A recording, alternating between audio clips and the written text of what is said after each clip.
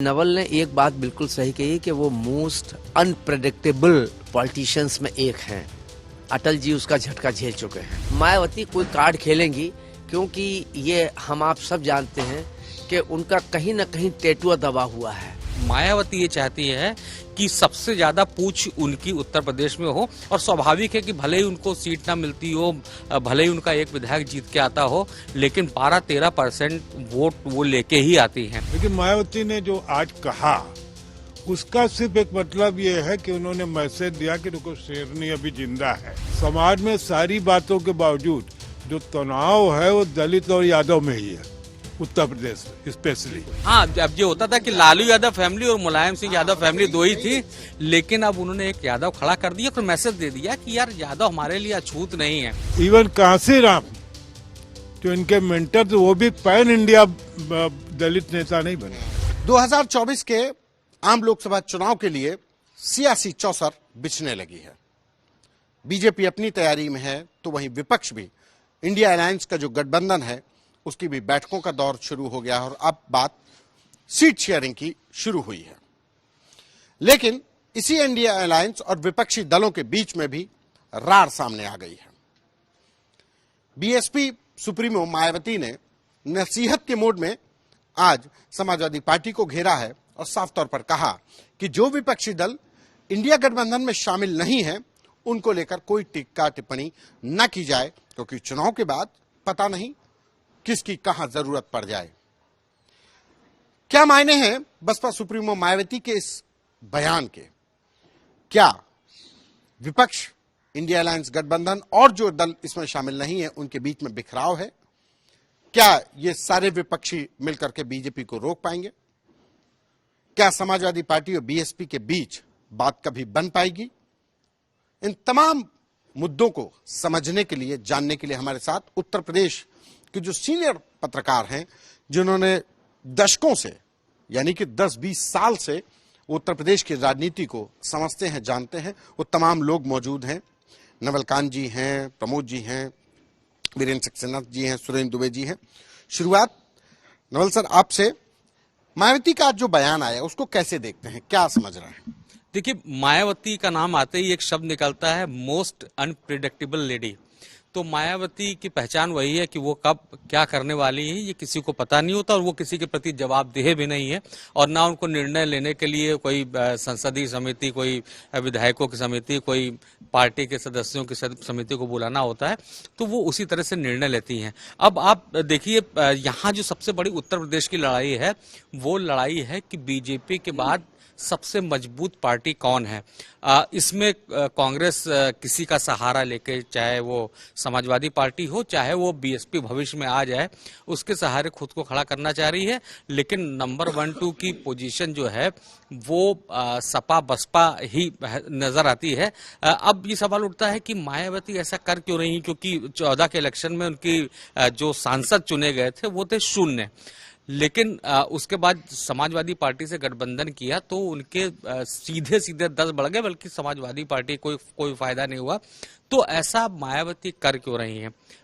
तमाम बातें कही जाती हैं कि हो सकता है कि उनके ऊपर कोई दबाव हो, लेकिन मुझको लगता है कि सबसे बड़ी उनके पास चुनौती ये है कि जो उनका वोट बैंक है, जो उनसे जुड़ा हुआ है, भले ही उनको 10 सीटें मिली हुई, लेकिन उनको ये अंदाजा हुआ कि जो वोटर उनका था, जो उनके नाम पे वोट देता था, किसी भी आदमी को खड़ा कर दे, किसी भी दल के संग खड़ा हो जाए, लेकिन जो पिछला चुनाव था 2019 का, उसमें वो वोटर जहां समाजवादी पार्टी के कैंडिडेट खड़े थे वहां पे उसने बीजेपी को वोट कर दिया।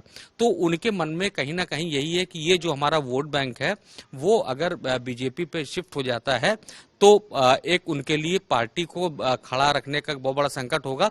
लेकिन ये जो आज का बयान है इसको इस नजरिए से देखिए कि मायावती ये चाहती है कि सबसे ज्यादा पूछ उनकी उत्तर प्रदेश में हो, और स्वाभाविक है कि भले ही उनको सीट ना मिलती हो, भले ही उनका एक विधायक जीत के आता हो, लेकिन 12-13% वोट वो लेके ही आती हैं। ये मायावती की यूएसपी है और ये बहुत बड़ी ताकत है, और इसकी नजर कांग्रेस पे भी, कांग्रेस की भी इस पे नजर है, और कांग्रेस चाहती भी है कि बीएसपी से भी गठबंधन हो, लेकिन बीएसपी ने भी पत्ते नहीं खोले हैं, और यही दबाव बनाने के लिए और यही जताने के लिए समाजवादी पार्टी को भी, कांग्रेस को भी, कि भैया अभी हम हैं 12-13% वोट लिए हुए। 12-13% वोट के साथ ही क्या मायावती एक तरीके से घुड़की दे रही हैं, और खास करके समाजवादी पार्टी को कि सुनो, चुनाव के बाद पता नहीं किसको कहां की जरूरत पड़ जाए, इसलिए जबान संभाल के, कुछ ऐसा? नहीं, मुझे नहीं लगता। अभी नवल ने एक बात बिल्कुल सही कही कि वो मोस्ट अनप्रेडिक्टेबल पॉलिटिशियंस में एक हैं। अटल जी उसका झटका झेल चुके हैं। लेकिन बड़ी चुनौती मायावती के सामने इस समय जो राजनीतिक स्थितियां हैं, उसमें अगर उत्तर प्रदेश की राजनीति में देखा जाए, मेरी अपनी नज़र में सबसे ज़्यादा चुनौती अगर है तो मायावती के सामने है। वो सबसे बड़ा धर्म संकट ये है कि 14 में उनकी शून्य थी, 10 में सपा के साथ गठबंधन में 10 मिल गई। अब अगर इस बार उन्होंने कोई गठबंधन नहीं किया तो ये तो लगभग निश्चित सा मुझे लगता है कि फिर वो 14 की स्थिति में पहुंच जाएंगी अगर वो इधर या उधर न शामिल हुई, शून्य हो जाएंगे। तो ये चुनौती तो अस्तित्व का सवाल हो जाएगा, संकट पैदा हो जाएगा। उसलिए उसकी वजह भी है। देखिए, उसकी वजह सबसे बड़ी है कि अगर आप देखें तो कहीं ना कहीं दलित वोट बैंक भले ही बहुत नहीं हो, थोड़ा सा भाजपा में शिफ्ट हुआ है या उधर की तरफ उसका रुझान बढ़ा है। भाजपा ने जो योजनाएं चलाई हैं, जो राहत दी है, उससे कहीं ना कहीं वो बसपा का वोट बैंक दरका है। अच्छा, क्या इसका लाभ मतलब बसपा के कमजोर होने से भी बीजेपी को मिला कि बसपा कमजोर हो गई तो अब दलित जाए तो कहां जाए, सपा जा नहीं सकता है, कांग्रेस इस लायक नहीं है, तो कम से कम चलो भाजपा में ही सही? नहीं, मैं ये लोकसभा का चुनाव, विधानसभा के चुनाव में तो ये बात आपकी समझ में आती है। आप मुस्लिम को ले लीजिए, अगर इसको आप जो कंपेयर कर रहे हैं, मुस्लिम वैसे समाजवादी पार्टी के साथ या थोड़ा बसपा के साथ, लेकिन अगर आप देखें अब जो स्थितियां बन रही हैं, वो मुस्लिम का जो लोगों से बातचीत होती है उससे लगता है कि लोकसभा में कांग्रेस को मजबूत करना है। अब वहां डिपेंड इस पर करेगा कि वो कितनी सीटें मिलती हैं, कितने लड़के हैं। ये बात सही है कि उत्तर प्रदेश में सबसे कमजोर अगर पार्टी है तो कांग्रेस है, और इस बीच में उसने ये संदेह अपने पुराने वोट बैंक को मुस्लिम, सवर्ण, जिसमें ब्राह्मण भी शामिल हैं, और दलितों को ये संदेश देने की कोशिश की है कि आपका हित हम करते रहे, हित करेंगे। तो वो दलित वोट बैंक पर कांग्रेस की भी नजर है, भाजपा की भी नजर है। तो अगर ये अकेले लड़ती हैं तो मुझे लगता है कि ये 14 की स्थिति में शून्य पे आ जाएंगी। तो सबसे बड़ी चुनौती मायावती के सामने ये है। जहां तक ये थ्रेट की बात है, ये तो एक राजनीतिक भाषा शैली है, वो थ्रेट देते रहते हैं। उस थ्रेट का मुझे नहीं लगता है कि न सपा पे कोई फर्क होगा, न भाजपा पे होगा, न कांग्रेस पे होगा। कांग्रेस के पास खोने को कुछ है ही नहीं, उस पर क्या होगा। भाजपा मजबूत स्थिति में है। लेकिन अब की ये चुनाव 24 का उत्तर प्रदेश की राजनीति में बड़ा दिलचस्प होगा, और मुझे लगता है कि जैसा कि नवल ने कहा कि अनप्रेडिक्टेबल, और मैं भी मानता हूं, तो आज चुनावी अधिसूचना जारी होने पर मायावती कोई कार्ड खेलेंगी, क्योंकि ये हम आप सब जानते हैं कि उनका कहीं ना कहीं टेटुआ दबा हुआ है। तो टेटुआ दबा हुआ है, मतलब वो मजबूर है अभी। हाँ, तो इसलिए अपने पत्ते वो मुझे लगता है कि अभी तो नहीं खोलेंगे, और शायद यही एक वजह भी है कि आनंद को जो उन्होंने पार्टी की कमान सौंपी है वो यूं ही नहीं सौंपी है। उनके ऊपर कोई आरोप नहीं है, उनके ऊपर कोई भ्रष्टाचार का कोई मिस्टर क्लीन है वो, बीएसपी के मिस्टर क्लीन। हाँ, इस समय मिस्टर क्लीन कह सकते हैं कि अभी न ईडी उनको डिस्टर्ब कर सकती है और न सीबीआई डिस्टर्ब कर सकती है, तो इसलिए उन्होंने ये सौंप दिए। अगर कोई ऐसा डिसीजन लेती है कि इंडिया से जुड़ती है और सरकार बीजेपी की फिर बनती है, तो कम से कम एक पार्टी चलाने के लिए उन्होंने एक स्पेस बना लिया है कि अगर हम डिस्टर्ब होते हैं तो दूसरा हमारे साथ एक उसको पार्टी को रन करने के लिए है। तो मुझे लगता है सबसे बड़ी चुनौती बीएसपी के सामने ही है।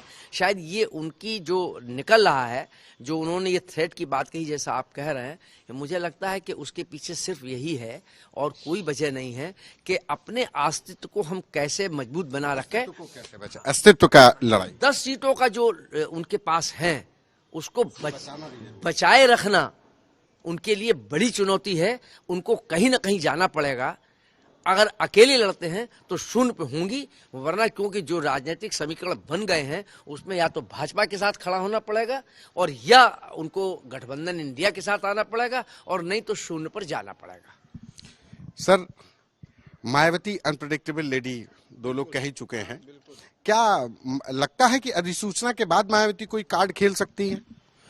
देखिए, मायावती कुछ भी कर सकती हैं, और अभी जो उन्होंने घोषणा की है तो उनको ये लगता है कि वैसे तो देखिए 3 स्टेट में जो चुनाव हुए हैं उसके बाद इसका टेम्पो भाजपा का बन चुका है और लोगों को ये उम्मीद पूरी है कि भाजपा को ही 24 के चुनाव में आना है। लेकिन ये सोच रही हैं मायावती कि एक तो उन्हें 12-13% वोट आज भी उनके पास है इंटैक्ट, तो वो सोचती है वो वोट मेरा है, और अगर खुदा न खास्ता कहीं जो है बीजेपी नहीं आई तो मैं अगर अलग से रहूंगी यहाँ, और ये उन्होंने इसीलिए धमकाया है कि ये न समझो कब किसकी जरूरत पड़ जाए, कहीं अगर इनको सरकार बनाने की जरूरत पड़ गई तो ये ड्राइविंग सीट में हो जाएंगी और इनको भी जो है वहां पूरा मौका मिल जाएगा कि हम भी जो है सरकार के अंदर आ जाएं। तो ये सोच कर उन्होंने फिलहाल ये धमकी दी। हालांकि उनकी इस धमकी से कोई असर किसी के ऊपर होने वाला नहीं है, लेकिन ये कोशिश कर रही हैं, क्योंकि जब ये अलायंस करती हैं तो दिक्कत इनके साथ ये आती है कि इनका वोट तो ट्रांसफर हो जाता है, दूसरों का ट्रांसफर इनके यहाँ नहीं होता है, ट्रांसफर करवा नहीं पाती। करवा नहीं पाती, जिससे इनको नुकसान हो जाता है। तो ये सारी बातें हैं, लेकिन अब इस समय जो है बीच में फंसी हुई हैं। एक तरफ से भाजपा का जो है वो लटक रही तलवार इनके ऊपर, और दूसरी तरफ इनको जो है अपना अस्तित्व बचाए रखने का जो है वो भी संकट खड़ा हुआ है। तो इस बीच में उन्होंने सोचा कि एक दांव जो है, एक पासा ऐसा ही फेंक दो हवा में, हो सकता है कि कभी खुदा न खास्ता कुछ बाजी पलट जाए और कहीं इंडी की तरफ चली जाए सरकार बनाने की पोजीशन, तो उस समय मैं ड्राइविंग सीट में हो जाऊंगी। पर इसलिए एक डायलॉग उन्होंने बोल दिया है। सर, मायावती के जैसे आप देख रहे हैं बयान, तो क्या लग रहा है, उम्मीद है कि 2024 में अगर इंडिया गठबंधन सत्ता की तरफ बढ़ता है और मायावती उस ड्राइविंग सीट पे अकेले पहुंच पाएंगी? क्योंकि वो गठबंधन न तो इंडिया गठबंधन के साथ अलायंस के साथ जा रहे हैं, बीजेपी भाई वो अभी तो कहने को तो वो कोस ही रही हैं, विपक्षी दल कह रही हैं, तो क्या इस स्थिति में रहेंगी मायावती की 2024 में वो ड्राइविंग सीट पे रहें? देखिए, अभी तो ये चर्चा करने का ही कोई मतलब नहीं है कि बीजेपी से मायावती को कुछ मिलेगा। तो बीजेपी ऑल विनिंग पोजीशन पर है, और जो माहौल है तो मायावती इतनी क्लेवर तो है कि समझती है कि भाई बहुत खराब स्थिति है। लेकिन मायावती ने जो आज कहा उसका सिर्फ एक मतलब ये है कि उन्होंने मैसेज दिया कि देखो शेरनी अभी जिंदा है, टाइगर जिंदा है तो वही शेरनी जिंदा। हम घायल हैं लेकिन शेरनी अभी जिंदा है। वरना आप मायावती से उम्मीद करें कि भाई हमारी जरूरत पड़ सकती है, इस तरह का डायलॉग मायावती की डिक्शनरी में नहीं है। वो मायावती कहती कि सबको हमारी जरूरत है, सो हमारे पास आ जाओ। आज जो उन्होंने कहा वो ये बताता है कि वो कहीं बीजेपी को भी एक गच्चे में रखे हुए कि देखो हम ऐसा मत समझो कि हम तुम्हारे साथ हैं, और कांग्रेस और सपा को भी मैसेज दे रहे कि भाई देखो हो सकता है चुनाव बाद हमें इसका कारण बता दें। इसका सबसे बड़ा कारण है खड़गे साहब कांग्रेस के, जो दलित के लिए एक नया नेता पैदा हो रहा है। और मुझे नहीं मालूम कांग्रेस कितनी बुद्धिमानी करेगी, लेकिन अगर कांग्रेस हिम्मत दिखा के वो कार्ड खेले तो हो सकता है उसके परिणाम बहुत अच्छे हो। क्योंकि इनके क्या कहते हैं जगजीवन राम के बाद इस देश में उस लेवल का कोई कांग्रेस नेता नहीं है जो पैन इंडिया हो। मायावती भी पैन इंडिया नेता नहीं बनी। कांसीराम साउथ के चुनाव में मल्लिकार्जुन खड़गे ने अपने आप को प्रूव भी किया। इवन कांसीराम जो इनके मेंटर थे वो भी पैन इंडिया दलित नेता नहीं बने। साउथ में नहीं है। हाँ, वो सारी उनकी जो इमेज सिर्फ हिंदी बेल्ट पर थी, और चूंकि ठीक हिंदी बेल्ट बहुत मैटर करती है, तो जो इनका जगजीवन राम वाला फेस था, लेकिन वो कांग्रेस सोचेगी क्या करेगी। अभी देखिए मायावती के पास क्या दिक्कत है, अभी हमारे सहयोगी लोग कह रहे थे 10 सीटें हैं उनके पास, तो नुकसान तो अखिलेश यादव का हुआ।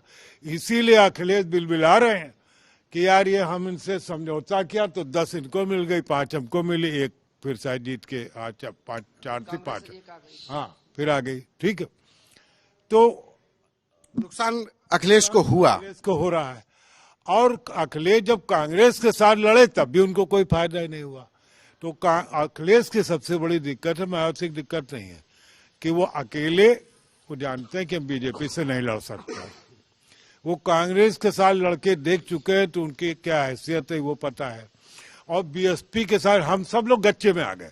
हम सब लोगों को लगता था कि सपा और बसपा मिलेंगे और दे कैन डू मिरेकल्स, लेकिन हम ये भूल गए कि पिछले 3 चुनाव से सपा और बसपा का जो वोटर है उसके अंदर तनाव लगातार बढ़ता गया। हाँ, नेता मिल गए लेकिन कार्यकर्ता साथ नहीं। वो उसका कारण इसलिए, हाँ, मैं बहुत से केसेस पर्सनली जानता हूँ।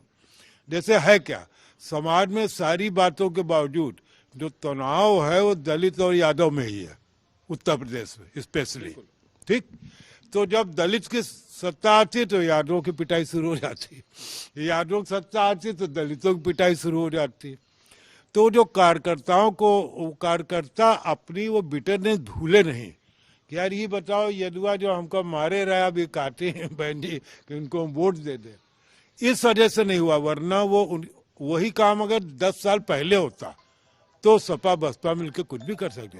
और आज हम लोग बड़ी गलतफहमी में हैं, मायावती के लिए भी अब वोट ट्रांसफर कराना उतना आसान नहीं रह गया है। अब जो दलित वोटर है उसको समझ में आ रहा कि बहन जी जो है अब हमारे पास कोई विकल्प नहीं, इसलिए हम हैं। जिस दिन विकल्प मिल जाएगा, मैं दावे के साथ कहता हूँ, हम लोग 10-12% की बात करें, वो जो है चुनाव के बाद आप देखेंगे चाहे कोई खड़गे आए या ना आए, इनके बाद 10-12% वोट नहीं होगा। मायावती ने 2024 में बीएसपी का वोट शेयर कम हो जाएगा। कम होगा इनके, और मैं कारण बता दूं, इनको जो मायावती के साथ दिक्कत क्या है कि इनका जैसे इन्होंने उसको आनंद को बनाया, इसको लोग दूसरे ढंग से देख रहे, मैं दूसरा ढंग से। जैसे किसी ग्रुप में, कंपनी में जब कोई नया बाप जो है बेटे को नियुक्त कर देता है तो उसका मतलब होता है कि now my game is over, अब ये लड़का मेरी पारी खेलेगा। ठीक, तो अगर कोई लोग कहते भी हैं कि जब बाबा से बात कराओ, उनका कहना नहीं, तो बाबा कह रहे थे भैया हमारा जमाना गया, अब दुकान पर समोसा लेना है तो उसी से बात कर लो किस भाव मिलेगा। तो आप तो 2024 में जो बीएसपी का भाव होगा वो आकाश तय करेंगे। नहीं, आकाश की अभी कोई हैसियत नहीं है, हम लोग इसको गलत कैलकुलेट कर रहे हैं। आकाश अभी कल के लड़के, और आप अभी जैसे चर्चा हो रही थी, मैं इन लोगों से असहमत हूँ कि आकाश की बड़ी नीट एंड क्लीन छवि है। आपको मालूम बीजेपी जिस ढंग से काम करती, वो नीट एंड क्लीन छवि वाले संजय सिंह, भदौरिया, मनीष सिसोदिया, ये सारे सब अंदर हो गए। अरे जब पैसा उनके बाप के पास है आनंद के, तो बेटा तो उसमें आ ही जाएगा। जो हम लोग खबर देते हैं ना कि 5,000 रुपए की चप्पल पहने, सैंडल 5,000 की पहने थे या 25,000 के थे, तो क्या आप समझते हैं? मैं उनका पूरा सम्मान करते हुए कि बहुत मतलब जब भी वो सत्ता में रही वो बहुत अच्छे ढंग से सरकार चलाई, और लॉ एंड ऑर्डर में तो उनका कोई जवाब नहीं, कोई नहीं कर पाया। लेकिन वो इतना भ्रष्टाचार के इर्द में घिर गई हैं कि वो आनंद वगैरह उनको उससे बेचैनी से पार लगा पाएंगे। I don't agree. एक और सवाल भी बनता है नवल जी कि अखिलेश यादव जब इंडिया अलायंस की बैठक होती है तो वो सीधे से मैसेज कर देते हैं, कांग्रेस को एक तरीके से मैसेज था कि एक तो सीट शेयरिंग क्लियर किया जाए, दूसरा वो नहीं चाहते कि बीएसपी किसी तरीके से आए। कांग्रेस से उनकी एक तरीके से मांग थी कि बीएसपी को लेकर के स्टैंड क्लियर रखे इंडिया अलायंस, और खास करके कांग्रेस। तो क्या अखिलेश यादव या समाजवादी पार्टी और बीएसपी के बीच की दूरियां इस मायावती और इंडिया अलायंस के गठबंधन में रोड़ा है सबसे बड़ा? देखिए संतोष जी, आप क्राइम के जबरदस्त एक्सपर्ट रहे हैं और सियासी समझ भी बहुत तगड़ी है, और बहुत सारे आपके सूत्र हैं जो मुझे पता भी हैं। आपको ये अच्छी तरह से पता है कि कांग्रेस ने जबरदस्त कोशिश की है मायावती के संग पैक्ट करने की, समझौता करने की, और जितने भी प्रयास हैं वो अभी तक कर चुकी है, अभी भी जारी है, लगातार जारी है। तो एक स्वाभाविक अलायंस अखिलेश यादव और कांग्रेस का नजर आता है, लेकिन कांग्रेस की कोशिश जो है वो अपने साथ मायावती को लाने की है, और मायावती को लाने से एक बड़ा फायदा है उन्हें। जरा जैसे अभी सुरेंद्र जी कह रहे थे कि वहां पे कांग्रेस ने जो दलित पॉलिटिक्स शुरू की है है खड़गे को अगर आगे बढ़ाती हैं और अध्यक्ष बनाया हो तो आगे ही बढ़ाया हुआ है, प्रधानमंत्री घोषणा करने की तो स्थिति किसी की भी नहीं होगी, तो खड़गे को बढ़ाया है, तेलंगाना जीता भी है। और उसके अलावा अगर मायावती भी उनके साथ आ जाती है तो केवल उत्तर प्रदेश का समीकरण नहीं, पूरे देश में जो दलित पॉलिटिक्स है वो कांग्रेस के पक्ष में जाएगी, कांग्रेस को बहुत बड़ा फायदा पहुंचाएगी। लेकिन मायावती आप जानते हैं कि वो किसी को हाथ रखने नहीं देती और किसी को पास फटकने देती। आप जो डिस्कशन कर रहे थे वो समाजवादी पार्टी और बसपा के रिलेशन को लेके कर रहे। देखिए, सियासी मलाई तो सब लोग खाना चाहते हैं, लेकिन बीजेपी ने रायता फैलाया हुआ है। रायता इन दोनों की मलाई में रायता फैल गया। बीजेपी हमेशा हाँ, रायता आप एक मुख्यमंत्री अगर यादव मुख्यमंत्री बना देते हैं तो अब तक तो खाली दलितों को टेंशन था, मायावती को टेंशन था कि हमारा वोटर अगर अखिलेश यादव देशव्यापी यादवों के अकेले नेता थे, अब बीजेपी ने कह दिया कि हमारे पास भी यादव है। हाँ, अब ये होता था कि लालू यादव फैमिली और मुलायम सिंह यादव फैमिली दो ही थी, लेकिन अब उन्होंने एक यादव खड़ा कर दिया और मैसेज दे दिया कि यार यादव हमारे लिए अछूत नहीं है। उसके अलावा दलितों की पॉलिटिक्स पहले से कर रही, दलित लगातार बीजेपी कर रही है, तो मायावती बड़ी दुविधा में है। और दुविधा में जो सुविधा का रास्ता है वो केवल कांग्रेस के साथ ही होकर जाता है। लेकिन अभी मायावती वेट एंड वॉच की स्थिति में है और लगातार वो, मुझको लगता है कि अंदरूनी तौर पर दबाव बना रही होंगी कि समाजवादी पार्टी को किनारे करो, क्योंकि एक बड़ा फायदा अगर समाजवादी पार्टी अलग हो जाती है तो बीएसपी और कांग्रेस को एक बड़ा फायदा होने जा रहा है कि जो मुस्लिम वोट बैंक है, जिसको लगता है कि राष्ट्रीय लेवल पे जो हमारे साथ खड़ा हो सकता है वो कांग्रेस है। और अगर वो मुस्लिम सपा से छिटकेगा तो कांग्रेस अपने आप खड़ी होगी और बीएसपी को तो किसी से गठबंधन करने से फायदा ही होता है कि जब मुस्लिम वोट उसके संग आते तो 10 सीटें 0 से आ गए। तो मुझको लगता है कि ये एक बड़ी चुनौती और ये बड़ी मिस्ट्री है कि जो चुनाव से 2-3 महीने पहले क्या होने जा रहा है। हमको लगता है सब लोग सहमत हैं कि इसका इंतजार करना होगा हमको। प्रभु जी, आप भी सहमत होते हैं कि सपा और बसपा के बीच में जो दूरियां हैं वो एक रोड़ा है इन दोनों के बीच में, जो मायावती इंडिया अलायंस में नहीं जा पा रही हैं? नहीं, सपा और बसपा में देखिए इन दोनों के बीच तो एक तल्ख रिश्ते पहले से चले आ रहे थे, बीच में एक समीकरण बने, लेकिन बाद में फिर आरोप प्रत्यारोप हो गए। वो तल्ख है, राजनीति में कोई तल्खी नहीं होती, वरना ये क्या समझा जाता था कि सपा और बसपा मिलेंगे, लेकिन मुलायम सिंह की सभा में रैली करने भी गई। तो अब राजनीति में डिम्पल यादव ने पैर भी छुए, तो इसलिए अब अब राजनीति में कोई अब राजनीति मूल्यों, सिद्धांतों की और विचारों की नहीं रह गई है। अब राजनीति सत्ता की हो गई। सत्ता के लिए पैर छूना है तो पैर भी छुएंगे और सर छूना है तो सर भी छुएंगे। तो इसलिए अब ये बेमानी की बात है, ये बात गुजरे जमाने की हो गई कि जाएंगे कि नहीं जाएंगे। अब कोई कहीं भी जा सकता है, लेकिन जो महत्वपूर्ण बात जो ये है कि कांग्रेस और जो प्रयास कर रही है कि हम आ जाए, बसपा से दोस्ती, बसपा को अपने बिल्कुल, तो बसपा ये अच्छी तरीके से जानती है कि कांग्रेस बड़ी पार्टी है, नेशनल पार्टी है, और अगर कहीं हम इनके साथ जुड़ गए, उनका पुराना वोट बैंक भी है और खड़गे अध्यक्ष भी हैं, तो खड़गे आके हमारा जितना भी हमारा वोट बैंक है वो घसीट ले जाएंगे और हम तनहा रह जाएंगे। तो इसलिए मुझे ऐसा लगता है कि वो कांग्रेस के साथ तो कोई टाई अप अपने अस्तित्व को बचाए रखने के लिए शायद न करें, लेकिन राजनीति में तो कुछ कहा भी नहीं जा सकता है कि क्या करें क्या न करें।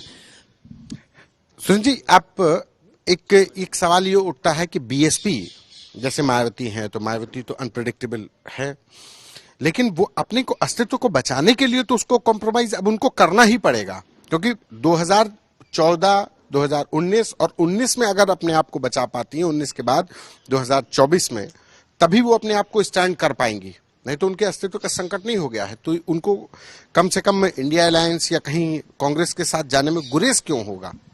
नहीं, देखिए वो फंस गई हैं। जैसे प्रमोद जी ने कहा कि अगर वो वहां जाती हैं तो जो खड़गे वहां पर आपके हैं उनसे अगर इनका अलायंस हुआ और इनका वोट वहां ट्रांसफर हो गया दलित की, हाँ, ये खतरा मायावती के लिए है, ये कि वो उनका वोट ना ट्रांसफर हो जाए, तो इनके लिए बड़ी मुश्किल हो जाएगी। और फिर ये स्टेट में जो विधानसभा का चुनाव लड़ेंगे उसमें भी इनको दिक्कत होगी कि उनका वोट कहीं कांग्रेस की तरफ न चला जाए। तो इसलिए ये इस समय बहुत पशोपेश में, संकट में है अस्तित्व बचाने के।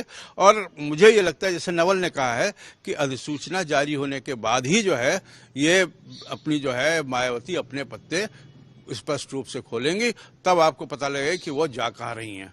और वैसे उन्होंने एक ये चाल चल दी है अपनी धुप्पल में, जिससे चलते हैं ना धुप्पल में चाल, कि धुप्पल में चाल चल दी है कि मुझे समझ लेना मैं जो हूँ, हाँ नुकसान कर देंगे। हाँ मैं कोई कमजोर नहीं हूँ, तो वो एक उन्होंने चाल चल दी है खाली, लेकिन उसमें कोई दम नहीं है, समझ गया। लेकिन ये कि उनको करना यह है कि अपना अस्तित्व बचाना है तो कुछ न कुछ करना ही करना है। क्या मायावती को डर लग रहा है कि अगर वो 2024 में इंडिया अलायंस में जाती है तो उसका वोट शेयर कहीं कांग्रेस में न ट्रांसफर हो जाए, और वो फिर उसका नुकसान इसलिए तो नहीं कांग्रेस से गुरेज करे, कांग्रेस भले ही गलबैया कर रही है। यही तो संकट उनके साथ है कि अगर वो वहां जाती हैं तो उनको डर है कि हमारा वोट जो है खड़गे के साथ, दलित के साथ ट्रांसफर ना हो जाए। इधर सपा के साथ आती हैं तो भी दिक्कत है उनके साथ, क्योंकि अब वो बुआ जी एक बार करके अलायंस, बुआ भतीजे का जोड़ी हो गई है, खटाई करके देख चुकी हैं, उसमें भी उनको कोई लाभ नहीं नजर आया। तो इस समय जो सबसे संकट की स्थिति में है वो मायावती हैं। अब वो इसमें बीच में जो है हाथ पैर मार के किसी तरह से निकलने की कोशिश कर रही हैं। सबसे पहले तो ये कि उनको अपना जो वोट बैंक उनका 12-13% का है वो कैसे बचाएं, और अपने जो 10 MP हैं उनको अगर दोबारा किस तरह ले आए, यही उनके लिए सबसे बड़ी चुनौती है। मायावती के लिए 2024 में किसी भी अलायंस में जाना, मतलब चाहे अकेले ही लड़ना तो अकेले लड़ेंगी तो बड़ा मुश्किल, क्योंकि बीजेपी सामने और इंडिया अलायंस अलग है, और अगर वो अलायंस में जाती हैं तो उनके वोट शेयर को जाने का खतरा उनको डरा रहा है। अभी बात हो रही थी कि पत्ते नहीं खोलना चाहती है, तो मुझे एक फिल्म का गाना याद आ गया, पत्ता पत्ता बूटा बूटा हाल हमारा जाने है। तो मायावती का हाल सब जानते हैं। कांग्रेस बड़ी विन विन पोजीशन में, देखिए कांग्रेस के पास उत्तर प्रदेश में कोई होने को कुछ नहीं है ना, और सपा के पास भी ऑर्गेनाइजेशन है, इतनी सीटें भी हैं, और मायावती चलो जो एक उमा शंकर सिंह है शायद जीते हुए, क्या है वो अपने आप ही जीते, मायावती का उससे कोई लेना देना नहीं है। कांग्रेस के तो जितना है फ्लूक में जीतेगी, जिसको एक शब्द कहते हैं ना, फ्लूक में जीत गए, तो धुप्पल में, हाँ। तो धुप्पल यूं कि मान लीजिए मायावती और ये अखिलेश दोनों एक दूसरे को तिरछी नजर से देखते रहे, और आप भारतीय समाज को अगर देखिए तो बुआ और भतीजा सबसे अच्छा रिश्ता है, सबसे घटिया रिश्ता भी है। हर परिवार में या तो बुआ भतीजे बहुत पटती है, या बुआ भतीजे में बहुत टेंस रिलेशन है, उसी से पूरे परिवार में रिलेशन हो जाते हैं। अगर उस संदर्भ को देखें तो टेंस रिलेशन है, और सपा भी बहुत परेशानी में है। मध्य प्रदेश में जो यादव जी बना दिए, तो अब अखिलेश यादव से अखिलेश यादव के लिए हाँ खतरा है। और देखिए लालू यादव ने तो अपने तेजस्वी यादव को तैयार कर दिया, ठीक, वो तेजस्वी की पोजीशन सीटें चाहे कम हो यहाँ की तुलना में, इनके अखिलेश की तुलना में बहुत अच्छी है, और वो ही is a more political person than Akhilesh Yadav, जो मेरा अनुभव उनके साथ। कांग्रेस ये चाहती कि अगर ये आ जाए, और ये जैसा अन्य हमारे सहयोगी कह रहे हैं कि उनकी इच्छा होगी कि ये लोग जो हैं मतलब मायावती आ जाए, तो मायावती से वो दलित कार्ड अपना पत्ता मिला लेंगी। तो होता ना कि एक जोकर मिला करके आदमी रमी या जीत जाता है, या वो क्या कहते हैं ताश का और भी जो खेल होते हैं, एक जोकर मिला लो सब काम हो जाता है। तो कांग्रेस एक जोकर की तलाश, जोकर तुरुप का पत्ता भी साबित हो जाता है, और ये सब तो पॉलिटिकल गैम्बलर्स हैं ही हैं। और बीजेपी तो सिर्फ ये देख रही कि जो हमारा, देखिए बीजेपी को मालूम कि हमारी जो हवा है, ये हवा जब जाएगी तो एकदम जाएगी, अभी उसके जाने आने का कोई वो है नहीं, उसकी हवा चली रही है, अभी न शीतलहर है न लू है, अभी उसकी हवा चल रही है। तो उस स्थिति में कांग्रेस ये गेम खेलना चाहती है कि सपा, देखो सपा से मध्य प्रदेश में जो किया सब अखिलेश ने, उससे कांग्रेस और सपा के बीच में रिश्ते खराब हो गए, तलखी रिश्ते हो गए। यही वजह थी कि इंडिया अलायंस गठबंधन में भी ये तलखी नजर आई, उस मीटिंग में भी नजर आई। अखिलेश यादव एक तरीके से इंडिया अलायंस के एजेंडे में अपने पीडीए को इंसर्ट करते नजर आए कि पीडीए ही इंडिया अलायंस का हथियार होगा। एक बात करते हैं, देखिए अखिलेश यादव ने उस चुनाव के दौरान भी, मान लीजिए आपको सीट नहीं मिली, तो आप ये कहेंगे कि कांग्रेस और बीजेपी में क्या अंतर है, आप ये कहेंगे कि दोनों मिले हुए हैं, दोनों पिछड़ों के विरोधी हैं। तो बात तो वहां तक कह दी कि अगर कांग्रेस की जगह कोई पार्टी होती तो वो इनको साथ लेती नहीं, कि भाड़ में जाए गठबंधन, आई डोंट वांट यू। लेकिन कांग्रेस की पॉलिटिक्स आप जानते हैं, अपना राजा महाराजाओं टाइप है। उन्होंने जब कितने लोग जो उनके जैसे वो मध्य प्रदेश में जो कांग्रेसी नेता दिग्विजय सिंह, नहीं दिग्विजय ने, जो दूसरा लड़का कमल, अरे नहीं, वो लड़का जो है इनका वसुंधरा राजे, उनका ज्योतिरादित्य, जो कहा कांग्रेस की जगह कोई दूसरी पार्टी होती, बीजेपी को कहा होता, इनके 50 नेता उनके मुंह नोचे लेते। लेकिन कांग्रेस ने पूरी सोबराइटी का परिचय दिया। ठीक है, उनको लगता ठीक है, रिश्ते ऐसे भी तल्ख ना हो कि कभी रास्ते में मिल जाए तो दुआ सलाम ना हो। ये अपना उनका एक कल्चर है, तरीका है अपना उनका शुरू से, चाहे नुकसान हो चाहे जो। अब वो प्रमोद कृष्णन क्या है, न पिद्दी के सोरुआ लगे हुए हैं कांग्रेस के खिलाफ, उन पर भी कांग्रेस कुछ नहीं कर रही। तो हमें इस बात को महसूस करना चाहिए कि इसलिए वो अखिलेश को बर्दाश्त कर रहे हैं। अखिलेश अगर इसके बाद भी, अखिलेश ने कहा ना हमने माफ कर दिया, माफ क्या कर दिया, तुम आ गए बैठो। और इसीलिए ये लोग चाहते हैं, मायावती गले की हड्डी बन गई दोनों के लिए। आप ये समझ लीजिए, उनका क्या होगा छोड़ दो, ये जिसके गले में फंस जाएंगे उसका क्या होगा, विल ही सर्वाइव और नॉट, ये समस्या है। जल्दी जल्दी एक और सवाल ले लेते हैं कि क्या सपा और बसपा के बीच में इंडिया अलायंस में न जाना बीजेपी को फायदेमंद होगा? जी हाँ, बिल्कुल। जितने बिखर के लोग लड़े उतना ही वोटों का बिखराव होगा और वो फायदा करेगा, तो बीजेपी को फायदा करेगा। और बाकी लोग का जनाधार बड़ा बटा छोटा छोटा है। और खास तौर से बीजेपी एक चीज और चाहती है कि जो मुस्लिम वोट बैंक है वो बटा रहे, तो उसके मन में कहीं ना कहीं ये होगा कि सपा और कांग्रेस साथ आके चुनाव ना लड़े। लेकिन ऐसा होता नहीं दिख रहा। और जितने जो मायावती की जो चुनौती है, जो कि सब लोग कह रहे हैं, अभी सुरेंद्र जी ने जो बोला ना कि वो पत्ता पत्ता बूटा बूटा मीर के जो लाइन सुनाई, हाल हमारा जाने है। हाँ, तो मुझको एक अमीर खुसरो का जो गुलजार ने गाना फिल्म गुलामी में लिखा था कि जी हाले मिस्किन मुकुन बर रंजिश बहाले हिजरा बेचारा दिल है, यानी कि इस दिल को नफरत की निगाहों से ना देखो, ये विरह का मारा हुआ दिल है, कमजोर दिल है। लेकिन मायावती ने नहीं कहा कमजोर दिल है, ये कहा कि हमारी जरूरत पड़ सकती है।